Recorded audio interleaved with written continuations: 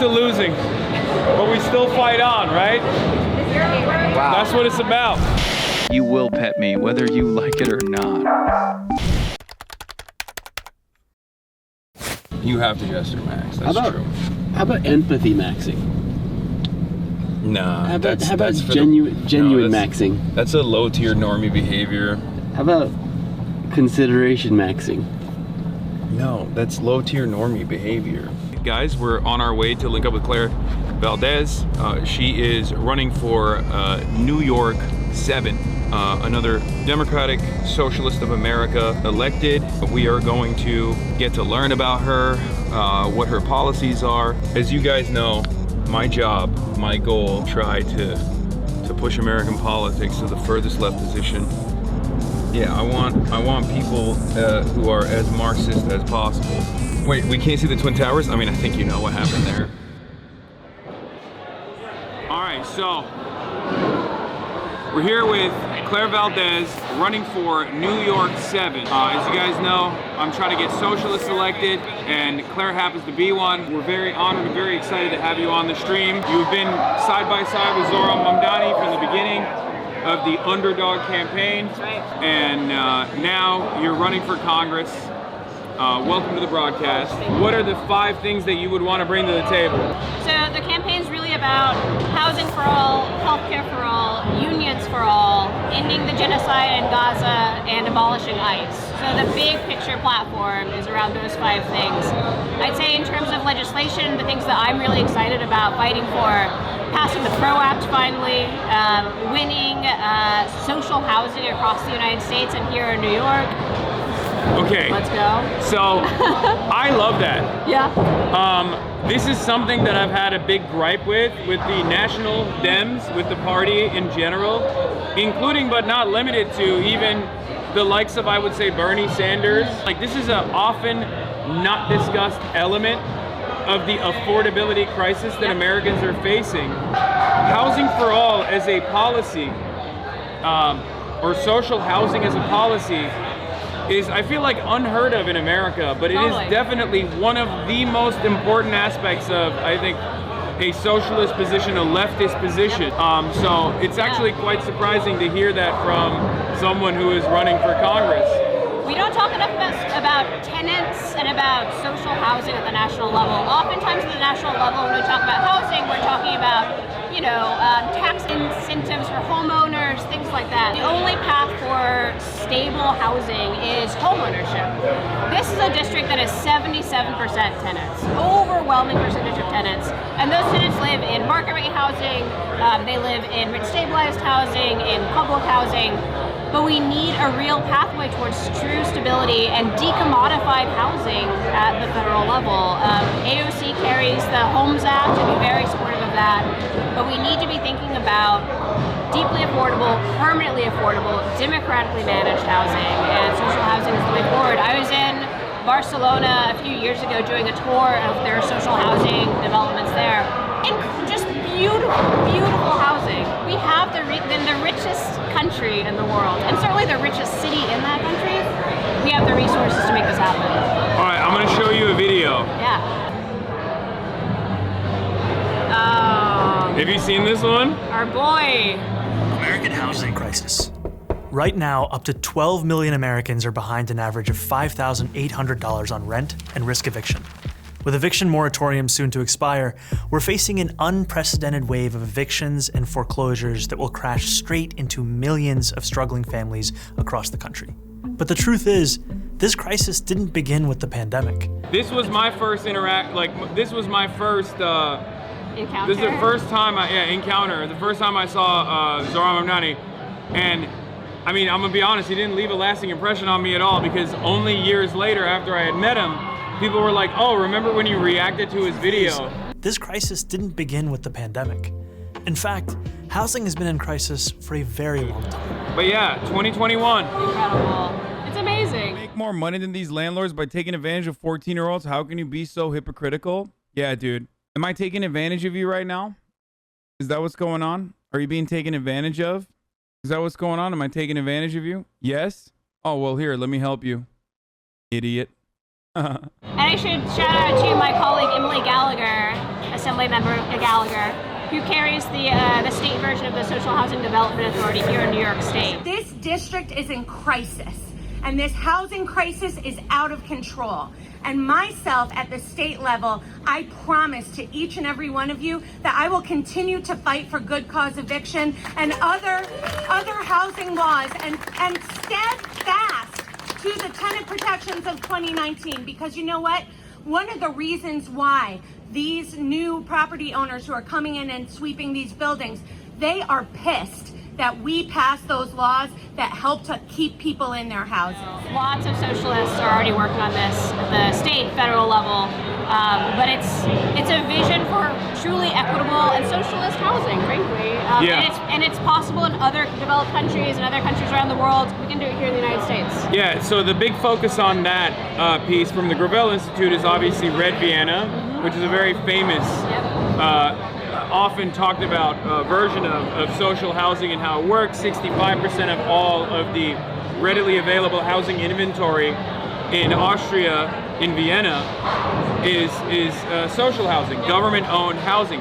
And these are beautiful apartment complexes that have a shit ton of amenities. Pools, balconies, green spaces, third spaces where people can congregate.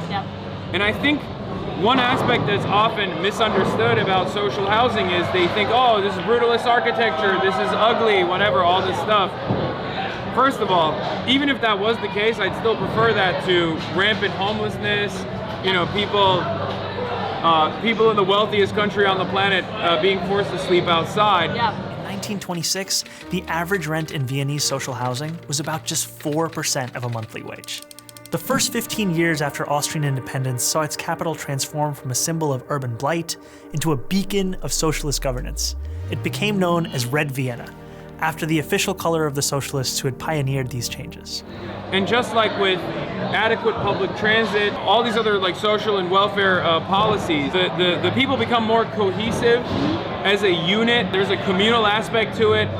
When you live in social housing such as this, where it's like mixed income for the most part as well, like true mixed income housing, and people learn to love their neighbors.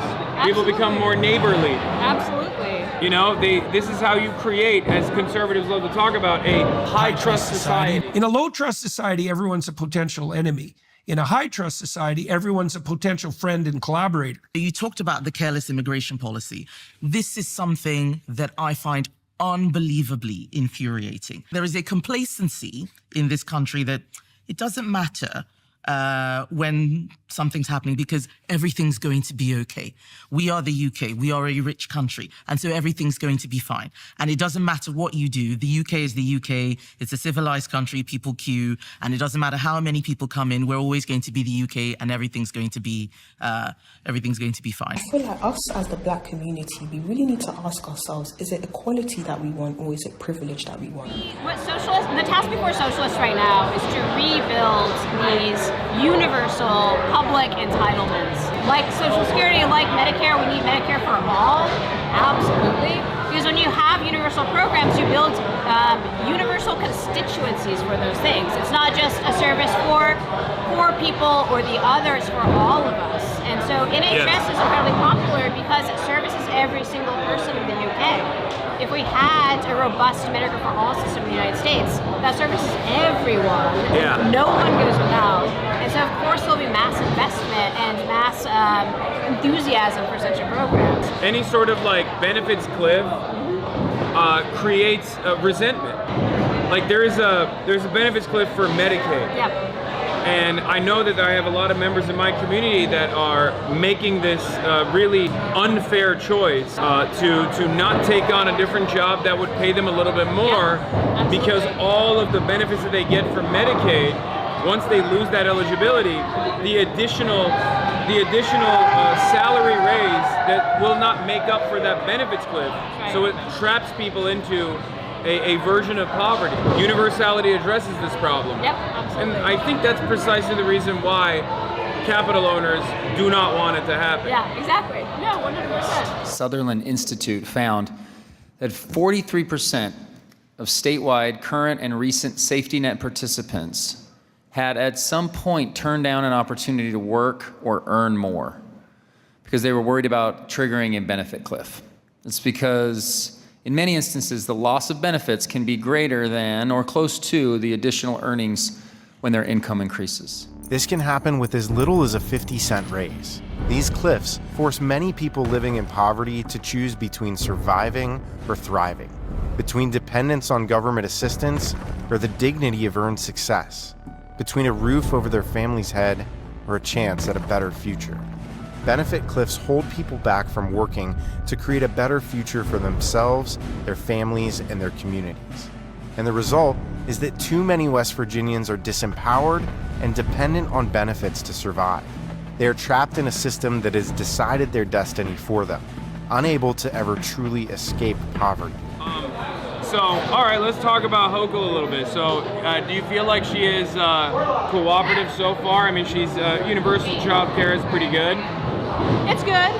Like I said, we only have funding for 2 years of full universal child care, and so we have to tax the rich, baby.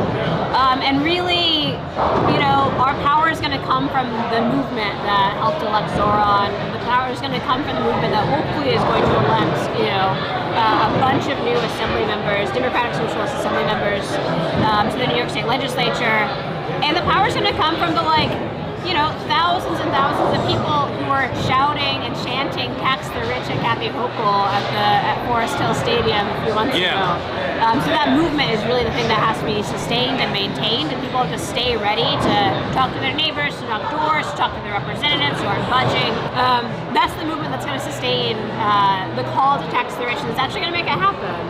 So that's the organizing that DSA and a bunch of other organizations are doing in the next few months, but it's going to take all of us doing it. There's a mass mobilization to go to Albany on February 25th. If you're in New York and you want to come up, please hit us up.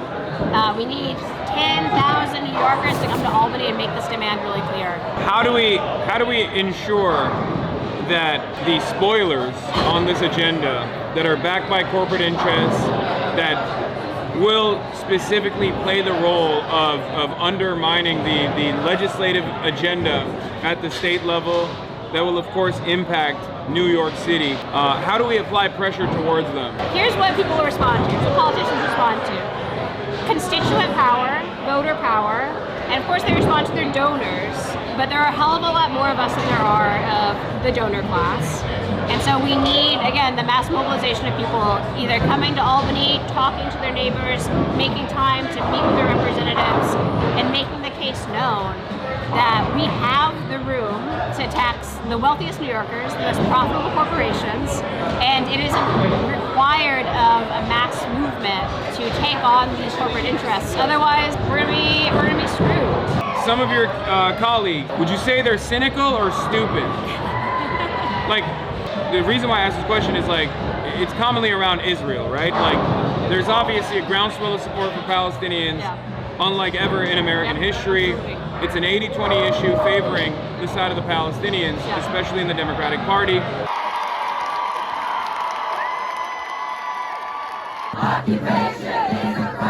Canceling its main commencement ceremony after mass pro-Palestine demonstrations on campus.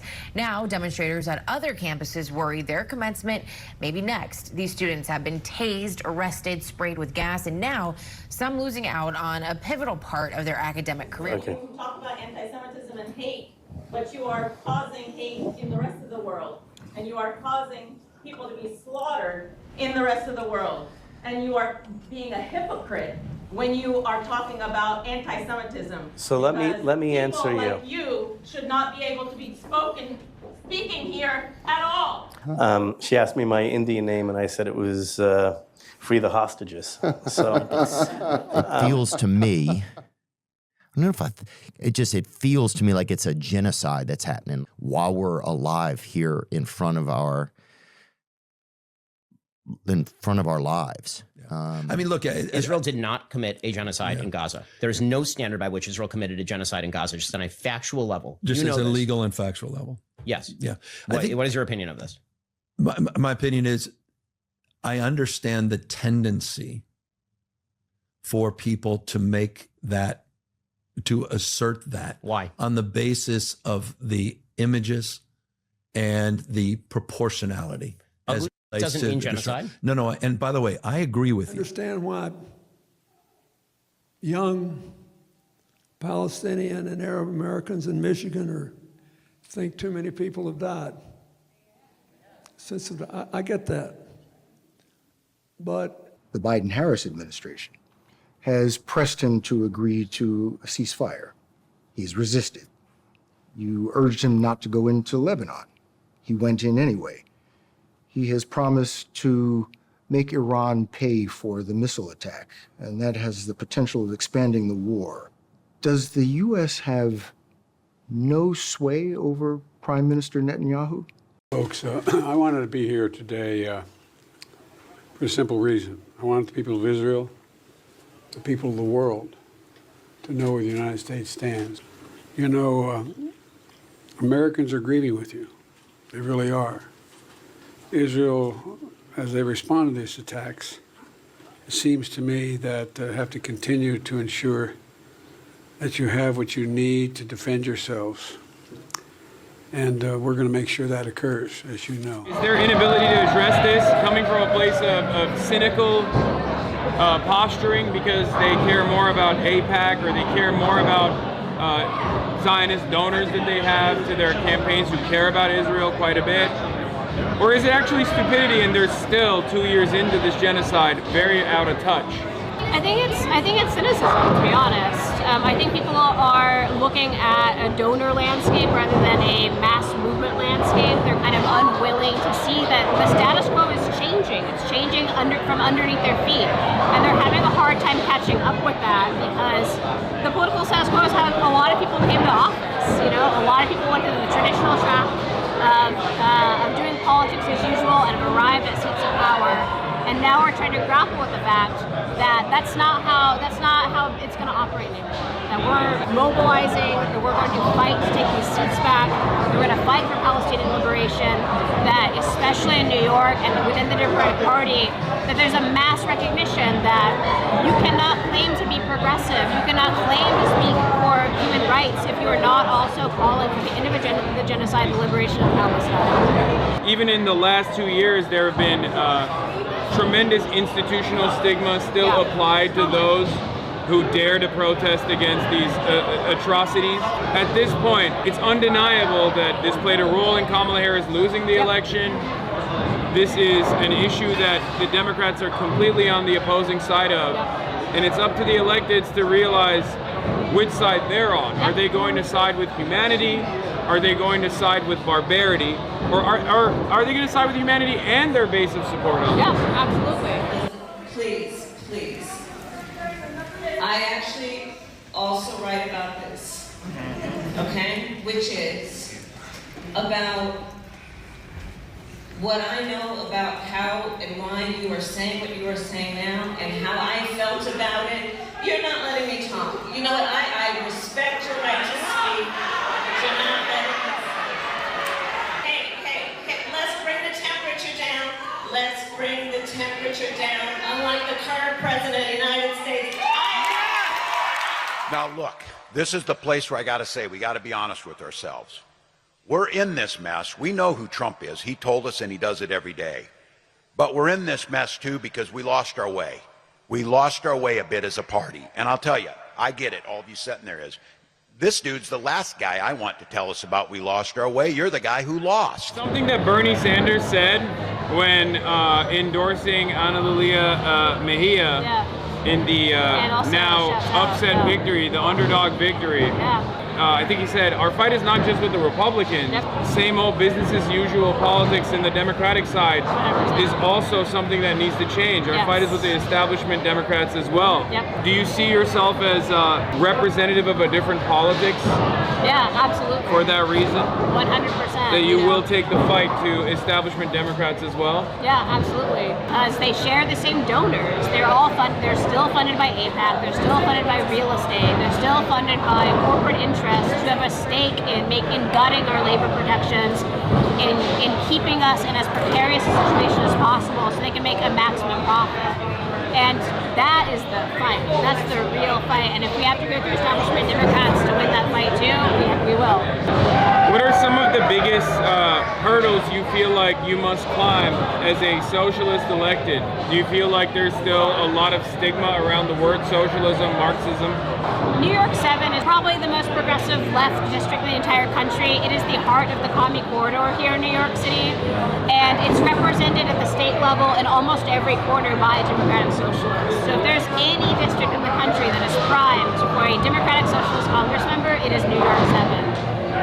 But there's, you still meet some suspicion with the words. There's still stigma. The right has done a very good job. And the liberals too. And the liberals too, yeah, absolutely. Which I would consider to be reactionary and right-wing. Yeah. But just as Mamdani is set to meet with Trump in the Oval Office today, the House has indeed voted to condemn socialism.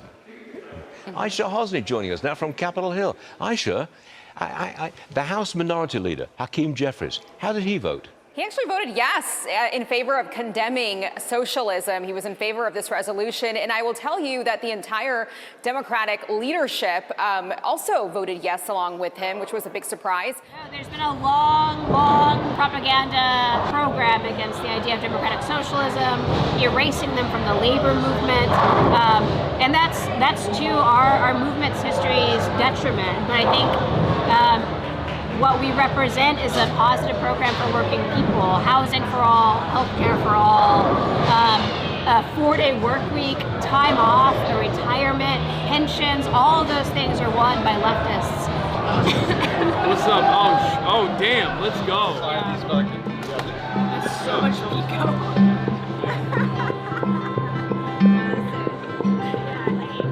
So I'll be gone. Like the record stores in the time they come from. The old age. Vicky Williams, ghost lights on. The dead will sing backstage. No one's gone, nothing's gone, nothing's gone. You won't escape the thrill. But it's okay. Tried to hide the haunted house. We're leftists. We're used to losing. But we still fight on, right? Wow. That's what it's about. I will never let it reach.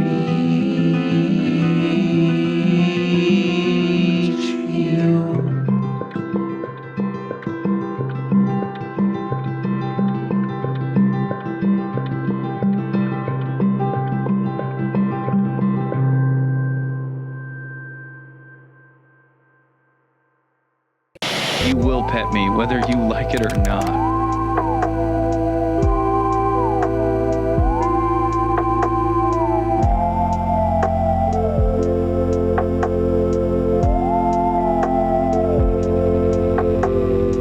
The Piker Broadcasting Service is sponsored by you, the viewers, for you, the viewers.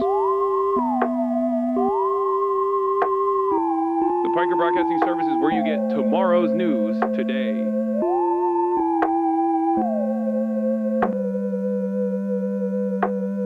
Whether you like it or not.